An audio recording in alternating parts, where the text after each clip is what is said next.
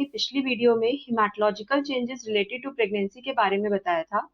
तो आज फ्रेंड्स हम cardiovascular changes related to pregnancy बात करेंगे। कार्डियोवास्कुलर चेंजेस, तो प्रेगनेंसी में क्या क्या कार्डियोवास्कुलर चेंजेस होते हैं। सबसे पहले बात करते हैं एनाटॉमिकल चेंज के बारे में। एनाटॉमिकल में क्या होगा कि यूट्रस का साइज बड़ा होने की वजह से यूट्रस क्या करता है, डायफ्राम को ऊपर की तरफ पुश कर देता है, जिसकी वजह से हार्ट जो होगा ये अपवर्ड्स प्लस आउटवर्ड्स शिफ्ट हो जाएगा विद रोटेशन टू लेफ्ट। इसी की वजह से कई बार पेशेंट को पैल्पिटेशंस भी होने लगते हैं। इसकी वजह से क्या होगा, हार्ट क्योंकि ऊपर शिफ्ट हो गया है तो एपेक्स बीट जो कि नॉर्मली फिफ्थ इंटरकॉस्टल स्पेस में होती है वो फोर्थ इंटरकॉस्टल स्पेस पे शिफ्ट हो जाएगी and it will be 2.5 centimetre outside the midclavicular line. Then pulse rate will be increased. Sometimes systolic murmur will be heard, जिसमें कि एपिकल या फिर पल्मरी एरिया में मरमर आएगी। कई बार कोई एक कंटिन्यूअस हिसिंग मरमर भी आती है जो कि फिजियोलॉजिकल मरमर ऑफ प्रेगनेंसी होती है। ये इसको हम मेमोरी मरमर भी बोलते हैं। ये कौन से इंटरकॉस्टल स्पेस में आएगी, ये सेकेंड या फिर थर्ड इंटरकॉस्टल स्पेस में आएगी जो कि ट्राइकस्पिड एरिया होता है।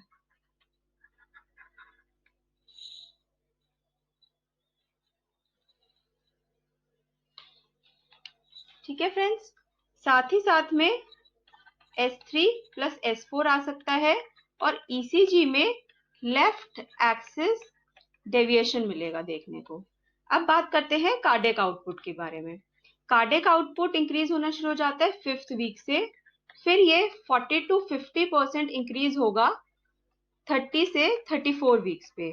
अगर एक ऑप्शन चूज करना हो तो 32 वीक्स चूज करेंगे, ठीक है। और उसके बाद फिर ये टिल टर्म स्टैटिक हो जाएगा। कार्डियक आउटपुट जो होगा ये लोएस्ट होता है सिटिंग में या फिर सुपाइन में, और हाईएस्ट कब होगा, ये हाईएस्ट होता है राइट या फिर left lateral. Left lateral is more preferred, या फिर नी चेस्ट पोजीशन में। इसीलिए हम प्रेगनेंसी में हमेशा लेडीज को बोलते हैं कि आप लेफ्ट लेटरल पोजीशन में रेस्ट करो जिससे कि कार्डियक आउटपुट अच्छा रहे। फर्दर कार्डियक आउटपुट का इंक्रीज हो जाता है 50% लेबर में और प्लस 70% इमीडिएटली आफ्टर डिलीवरी। तो मैक्सिमम कार्डियक आउटपुट का इंक्रीज होता है इमीडिएटली आफ्टर डिलीवरी जो कि 70% होता है, ठीक है। फिर एक फिनोमेना होता है ऑटो ट्रांसमिशन। इसमें क्या होता है कि ब्लड जो होगा वो यूट्रस से सिस्टमिक सर्कुलेशन में आ जाता है। कब ऐसा होता है, लेबर के टाइम पे और डिलीवरी के तुरंत बाद, ठीक है। तो ये कार्डियक आउटपुट के बारे में था। अब हम बात करते हैं कि कार्डियक आउटपुट अपनी प्री लेबर वैल्यूज पे कब आ जाएगा। तो कार्डियक आउटपुट अपनी प्री लेबर वैल्यूज पे डिलीवरी के 1 आवर के बाद आ जाएगा और प्री प्रेगनेंसी वैल्यूज पे कब आ जाएगा, वो 4 वीक्स के बाद आएगा, ठीक है। तो प्री लेबर वैल्यूज पे तो 1 आवर के बाद आ जाएगा और प्री प्रेगनेंसी वैल्यूज पे 4 वीक्स के बाद आएगा। अब ये कार्डियक आउटपुट इंक्रीज क्यों होता है, क्योंकि ब्लड वॉल्यूम बढ़ जाता है जिससे कि फीटस को ऑक्सीजन रिक्वायरमेंट पूरी हो जाए, इसलिए कार्डियक आउटपुट इंक्रीज होता है। फिर सेकंड बात करते हैं बीपी के बारे में।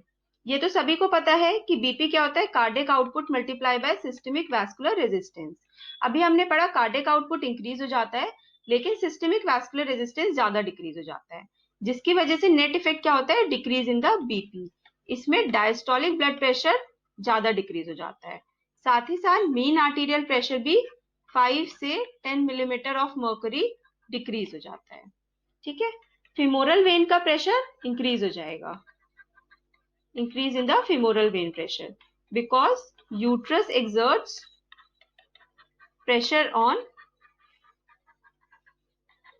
Common iliac veins. इसकी वजह से फीमोरल वेन का प्रेशर इंक्रीज हो जाएगा, जो कि राइट साइड में ज्यादा होगा एज कंपेयर टू लेफ्ट में, स्टैंडिंग में ज्यादा होगा as compared to lying down. इसीलिए स्टैंडिंग में फिजियोलॉजिकल इडीमा ऑफ प्रेगनेंसी हो जाता है, जो कि रेस्ट से कम हो जाता है। फिजियोलॉजिकल इडीमा जो कि डिक्रीज बाय रेस्ट होता है। ठीक है, फिर अब एक फिनोमिना होता है सुपाइन हाइपोटेंशन सिंड्रोम, जिसको कि पोस्चरल हाइपोटेंशन भी बोलते हैं। इसमें क्या होता है, यूट्रस आईवीसी को सुपाइन पोजीशन में कंप्रेस करता है।